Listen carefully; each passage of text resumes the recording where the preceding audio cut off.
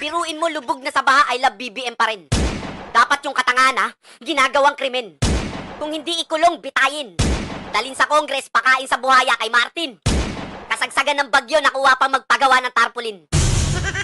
Halos magkandalunod na kami sa baha habang ikaw nagpapagawa ng tarpaulin.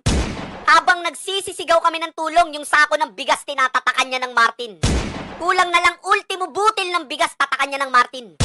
Kaya pala papahupain muna yung baha kasi hindi pa sila tapos gumawa ng tarpaulin. Saka bakit mo tatatakan ng pangalan mo yan, hindi mo naman pera yan.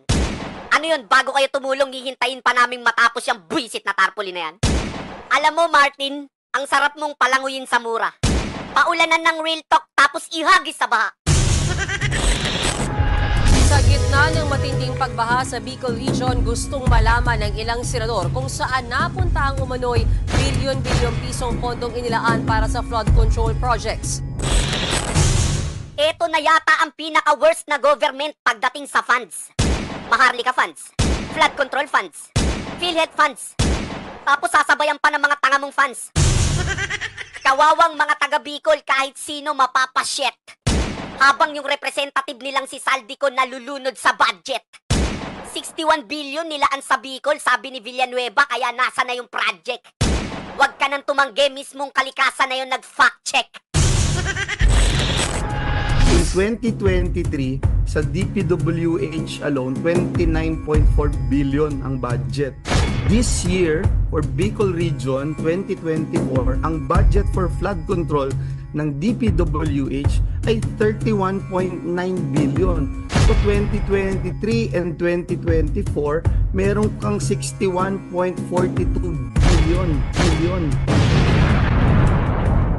Guys, wala na talaga yung Pilipinas, sirang-sira na. Binaboy na ng mga buhaya. Yung mga matitinong tao, galit na. Yung mga bangag sa kriminal na lang yung mga natutuwa. Sino ba representative ng Bicol? Ako. Sino may hawak ng budget? Ako. Sino dapat sisihin? Ako. Buti alam mo. Naglaan kami na napakalaking halaga. Umaabot ng halos 420 billion kung tutuusin. Aabot, siguro papatak ng 1.4 billion a day ang budget sa flood control. Saan napunta lahat yan? Yan ang masaklap. Hoy, plastic, ba't kami tinatanong mo? Ang tanungin mo, yung bobo mong kapatid sa yung pinsan mo. May saklap-saklap ka pang nalalaman, sila sisihin mo. Kung talagang nagmamalasakit ka sa mga Pilipino, yung kapatid mo sa kapinsan mo, kasuhan mo. Hindi yung daldal ka ng daldal dyan sa media, wala ka namang ginagawa. Kunwari galit sa kapatid saka sa pinsan, hindi naman pala. Pangunahan mo yung hearing tapos patawag mo yung presidente. Hindi yung pasasakayin mo na naman kami sa balat ng mani.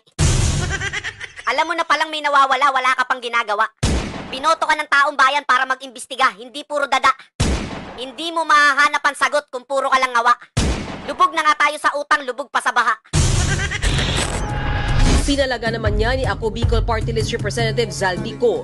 Wala raw katotohanan ng umano'y bilyon-bilyong pisong flood control budget para sa Kabikulan. Ang ina niya, mo. Basta talaga pambubudol, master nyo. Tapos kunwari may i-raid na warehouse ng bigas, wala namang nakakalaboso. Hindi kaya yung smuggler ng bigas isa sa inyo? Kasi lahat ng sako ng bigas may pangalan nito. Partida kasama pa yung aso niya, si Tulfo. Bakit ba laging kasama mo to? Sa Farmers Cubao, kasama mo. Sa warehouse ng bigas, kasama mo. Paano ka namin isusumbong kay Tulfo kung pati si Tulfo kasama mo? Wala na tayong pagsusumbungan, guys. Kasama niya na lahat. Iba talaga pag may hawak ng pondo. Dinidikitan ng lahat. Papunta naman ako sa'yo. Bakit pati tong taong to? Itong taong to pati sa travel sinasama mo. Biruin mo si Mark Anthony Sayarot sa New York, sinama pa neto. Baliktad na ngayon, bagong Pilipinas, kaya yung kriminal protektado. O Igan, pasok! Igan, bistado umano'y Shabu Laboratory sa 2 bahay sa Muntinlupa. Nasabat ang mga hinihinalang droga na nagkakalaga ng 136 million pesos. Pati ang mga makabagong makinarya na ginamit sa illegal na gawain. Sa bisa ng isang search warrant, kinalugad ng mga pulis at taga-PIDEA ang inuupahang bahay na ito sa Ayala, Alabang, Muntinlupa. Tumambad sa kanila ang sandamakmak na kagamitan na hinihinalang ginagamit sa paggawa ng shabu. Nakasalansan pa sa tray ang mga hinihinalang shabu na luto na. Sa ilalim sa drug analysis at inventory ang tinatayang 20 kilo ng umano'y shabu na may street value na 136 million pesos. Arestado ang hinihinalang chemist na isang French national, si Saither Aurelin. Nadakip din ang kasabwat niyang Pilipino na si Mark Sayarot. Grabe oh. Grabing super grabe oh. Ito na yata yung pinaka-grabbing to the over, talagang to the very max to the highest level na to. Biruin mo, presidente ka? Bakit kasama mo to? Ikaw, bobong ha? Kaya pala tabingi yung bunganga mo. Tapos nag-travel sa New York? Ba't kasama niya yan? Ano bang kaso niyang putragis na yan? RA 9165 lang naman. Tungkol pala sa drugs yan. Pampaano ba yan? Pampabulol, saka pampaspeed. Pag nagsalita yan, yung Amerikano yung nagno-nosebleed. Nandiyan dyan si Sayarot, malay mo siya yung taga-feed. Kaya tingnan mo yung bunganga ni Bobong, kala mo na palo ng pala sa iwahig.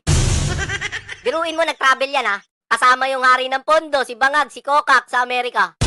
Wala namang nakukuhang investor, parang tanga. Nag-travel yan, kasama si Sayarot, saan ka pa? Gamit pa pera ng bayan, saya-saya. Kasama pa si Cute. Cute!